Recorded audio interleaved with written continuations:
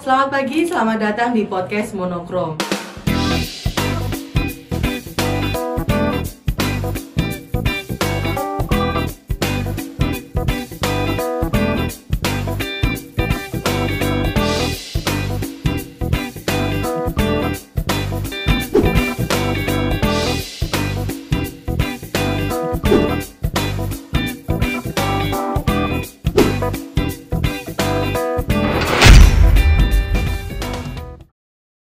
Perkenalkan, nama saya Ajeng Dena Safitri selaku host pada podcast kita hari ini. Semakin kita dekat dengan kelulusan, maka semakin banyak variasi tugas kita ya. Salah satunya adalah podcast. Maka kita hari ini tugas kita adalah mengupas tuntas tentang analisis stakeholder pada setiap stakeholder di PT Sariguna Primatirta. Dan tak lupa kita menghadirkan dua narasumber kita terkemuka ya di sini. Mahasiswi pilihan dari Universitas Merdeka Malang. Mari kita sapa. Halo kakak-kakak. Halo.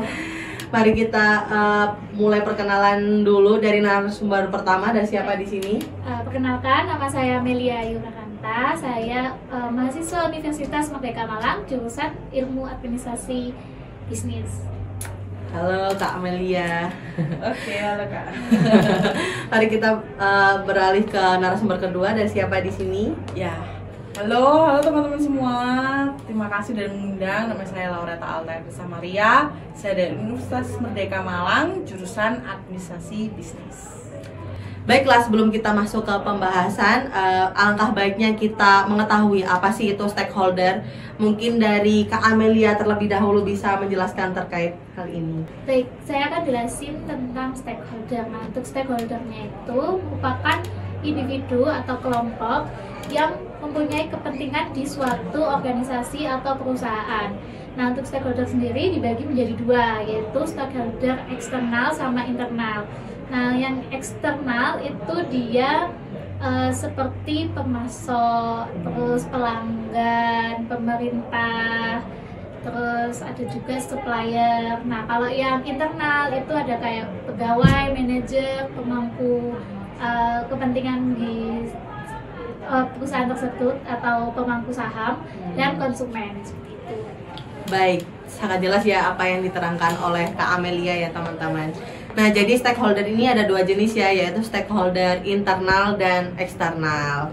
Wah, saya baru mulai aja udah banyak sekali pertanyaan di otak saya ya. Jadi siapa saja sih pemangku kepentingan di PT Sariguna Primatirta? Mungkin kita bisa mengawalinya dari stakeholder internal dulu ya. Kak Amelia bisa menjelaskan lagi? Baik, untuk stakeholder internal itu di perusahaan itu pasti ada yang namanya komisaris utama.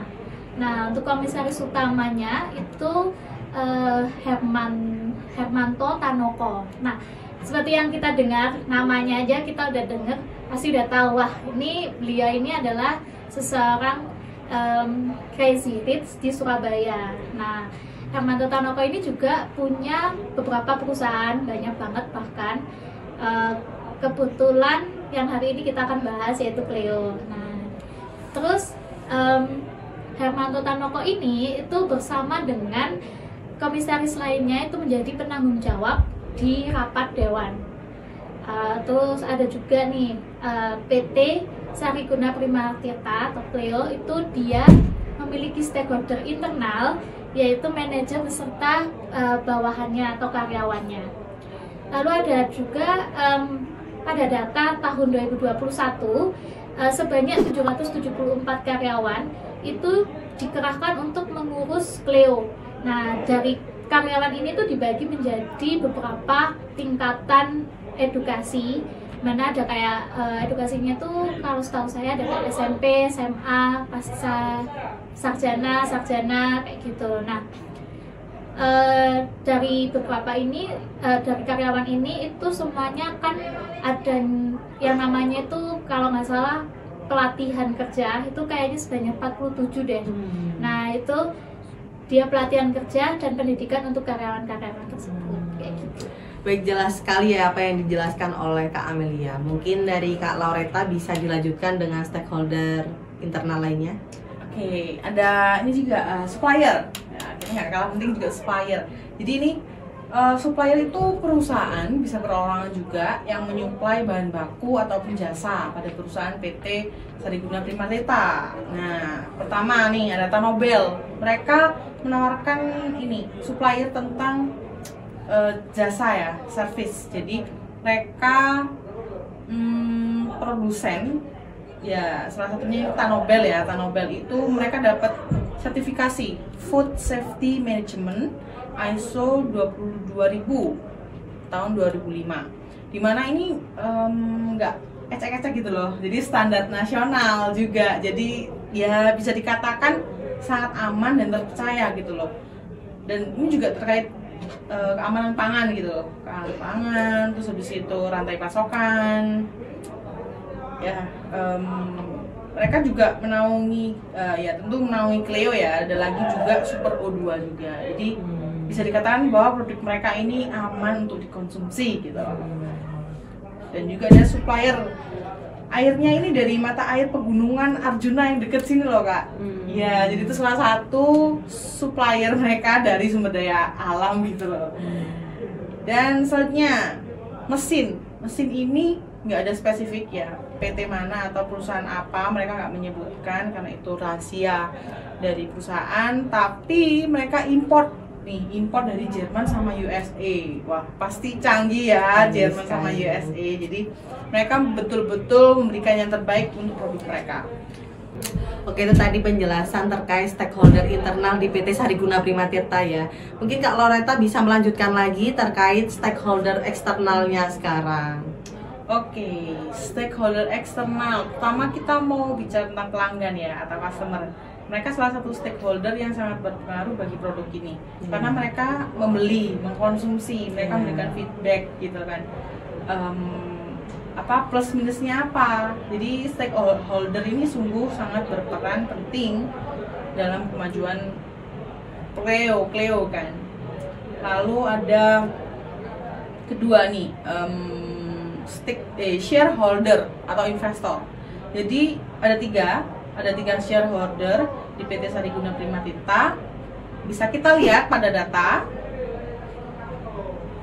Nah, shareholder pertama dan kedua ini dipegang oleh PT Tancorp Global Abadi dan Sentosa, yang mana perusahaan ini ya tahu sendiri ya, ownernya juga Pak Hermanto Tanoko dan sekeluarga. Jadi kita tahu bahwa ini tuh memang milik mereka sendiri gitu. Dan juga shareholder yang ketiga ini sebesar 18,63%. Kepemilikannya ini milik publik, jadi terbuka, bisa dibeli oleh publik gitu. Jadi di sini kalau teman-teman yang mau berinvestasi silahkan. Sangat terbuka kan, ini PT terbuka, jadi bisa dilihat apakah memang butuh untuk berinvestasi di Cleo gitu. Oke, kita lanjut ke stakeholder eksternal ketiga, yaitu masyarakat kita ya, kita ini sebagai masyarakat. Nah, apa nih kok bisa kita jadi stakeholder padahal kan kita belum tentu juga beli kan? Itu kita tuh memberikan dukungan, memberikan dukungan, menerima dampak dari kegiatan perusahaan. Kita sebagai masyarakat juga berperan penting bagi stakeholder. Contohnya kalau yang dari terdekat deh, apa Kak Loretta? Kalau contohnya bisa kita lihat di penduduk sekitar ya, yang bekerja di PT Sariguna Primatita. Jadi mereka kan bekerja, mendapatkan penghasilan. Nah, itu bisa membantu perekonomian mereka, membantu perekonomian keluarga kan. Cleo ini juga banyak berpartisipasi dalam berbagai kegiatan sosial. Tuh, mereka banyak kegiatan sosial mereka di luar yang benar-benar membantu masyarakat sekitar gitu loh. Kemudian ada lagi stakeholder yang keempat, ini lingkungan ya, environment, di mana Cleo ini menerapkan pembangunan berkelanjutan. Jadi mereka menerapkan SDGs ya, salah satu jadi dari SDGs gitu. Mereka menerapkan salah satunya ini inovasi produknya yang bisa kita lihat ya. Ini tuh botolnya eco-friendly dan recyclable, jadi bisa di-recycle lagi, terus mudah untuk diremas atau squeezable, dimana kalau kita habis minum kan harus selalu diremukkan ya dari anjuran gitu. Jadi supaya nggak digunakan secara semena-mena gitu kan. Ini tipis banget dan mudah langsung diskrek gitu loh. Ya. Terus ada kelebihan lain, itu BPA free teman-teman. Dimana plastik BPA free ini bisa bebas, maksudnya bebas dari bahan kimia bahan kimia yang nggak baik buat tubuh gitu. Terakhir ada pemerintah, di mana pemerintah ini berperan sebagai mengatur. Mereka itu mengatur dan mengawasi kegiatan perusahaan. Tanggung jawabnya itu pasti memastikan kegiatan perusahaan mereka itu sesuai dengan undang-undang yang ditetapkan oleh pemerintah gitu. Termasuk juga tentang harga minimum penjualan, terus pajak, dan juga perlindungan hukum konsumen, itu pemerintah juga sebagai stakeholder. Oh iya Kak, ini minumnya bisa diminum ya? Oh iya, minumnya bisa diminum. Silakan Kak. Terima kasih. Terima kasih. Baik, salah satunya tadi dijelaskan bahwa salah satu stakeholder adalah pegawai atau karyawan PT Sariguna Prima Tirta ya. Nah, bagaimana hubungan antara stakeholder internal ini sangat berpengaruh terhadap produktivitas perusahaan? Mungkin terkait hal ini Kak Amelia bisa menjelaskan. Jadi kayak gini, kan pasti di perusahaan ada yang namanya karyawan sama manajer. Nah, untuk pegawai sama karyawan atau pegawai lah ya, enaknya apa nih, pegawai Boleh aja ya, pegawai aja ya. Pegawai dan manajer itu harus berjalan dengan baik, pasti ada dua arah gitu. Nah, maka diharapkan itu pegawai itu bisa lebih terbuka dalam memberikan kayak masukan kepada atasannya gitu, kayak berkontribusi lebih lah gitu. Terus ada juga manajer sendiri itu juga diharapkan lebih terbuka dalam memberikan dorongan kepada pegawai. Maksudnya kayak peluang nih buat pegawai, gimana sih buat dia itu jenjang karirnya kayak gitu. Terus gak hanya berlaku buat pegawai sama manajer aja, tapi juga berlaku kepada owner dan supplier. Lalu apa nih benang merahnya antara stakeholder internal dan eksternal ya Kak?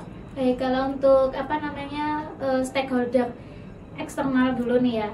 Untuk stakeholder eksternal itu tuh dia memberikan sebuah dukungan dan sumber daya yang dibutuhkan oleh perusahaan tersebut. Terus stakeholder internal, nah kalau yang internal pasti ada timbal balik lah. Nah, itu dia menjalankan operasional perusahaan untuk memenuhi kebutuhan atau permintaan dari stakeholder eksternal kayak gitu. Memang ya, dengan kondisi lingkungan kerjasama yang baik pastinya akan meningkatkan produktivitas perusahaan. Oh ya, tadi juga dijelaskan menurut data tahun 2021 ada sebanyak 774 total karyawan di Cleo. Ya, singkat saja, apakah ini nantinya akan berpengaruh juga terhadap produktivitas perusahaan di Cleo ini? Mungkin ini bisa dijelaskan oleh Kak Loreta. Oke, benar. Pastinya berdampak. Jadi bisa dicerminkan dari peningkatan pendapatan tahunan, terus jumlah produksi atau tingkat produksinya ini bertambah apa enggak, terus ekspansi perusahaannya ini bagaimana gitu loh, seperti apa.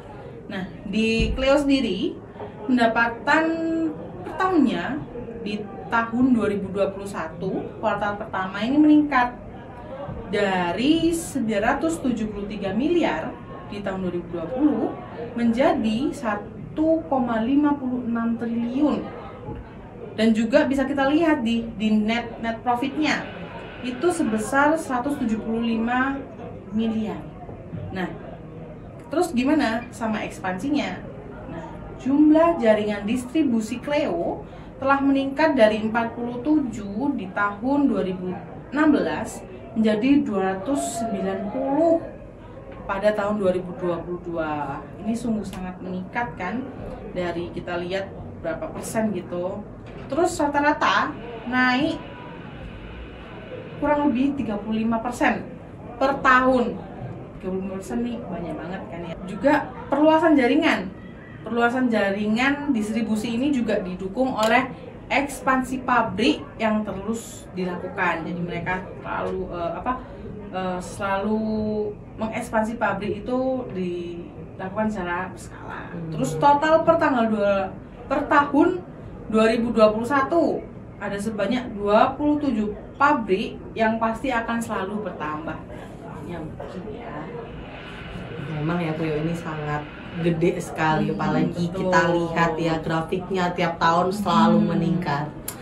Wah, terima kasih banyak ya Kak Laureta dan Kak Amelia. Hari ini sangat rinci sekali ya teman-teman penjelasan dari kedua narasumber kita hari ini. Mungkin kita bisa ya di lain kesempatan, di lain episode kita membahas tentang kompetitor Cleo untuk mengimbanginya. Tapi mungkin ya di lain waktu lah ya. Berdasarkan diskusi kita dapat menyimpulkan bahwa PT Sadiguna Primatirta Cleo ini memiliki pemangku kepentingan atau stakeholder yang signifikan, termasuk ownersnya, manajernya, suppliernya, bahkan lingkungan pemerintah dan investor-investornya. Penting bagi perusahaan untuk memahami kebutuhan dan harapan masing-masing stakeholder serta mencari cara untuk menjaga keseimbangan antara keuntungan bisnis dan tanggung jawab sosial. Dengan melakukan hal ini, perusahaan dapat membangun hubungan yang kokoh dan berkelanjutan dengan seluruh pemangku kepentingan di PT Sadiguna Primatirta. Mungkin cukup sampai di sini pertemuan kita hari ini, cukup menambah wawasan sekali ya teman-teman. Dan dari saya pribadi, menurut saya memang dunia bisnis ini sangat-sangat luas sekali dan mahasiswa ini perlu melakukan kajian dan melakukan penelitian yang lebih luas lagi terkait dengan stakeholder maupun bisnis-bisnis lainnya. Seperti itu. Baik, cukup sampai di sini podcast kita hari ini. Saya Ajeng Dena Safitri selaku pembawa acara hari ini. Terima kasih, pamit undur diri. Sampai jumpa di episode berikutnya. Wassalam. Dadah.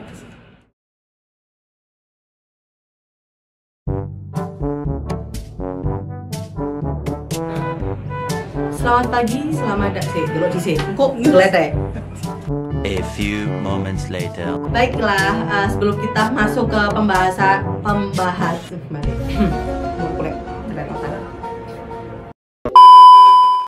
Atau pemegang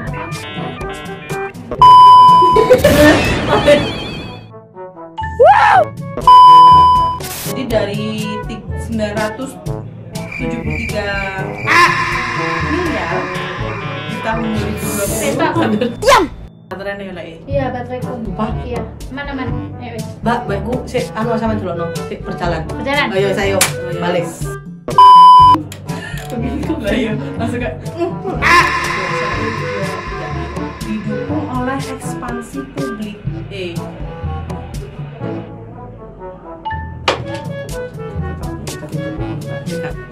Berdasarkan pedot di aselole dum tambah pedot dum tambah pedot.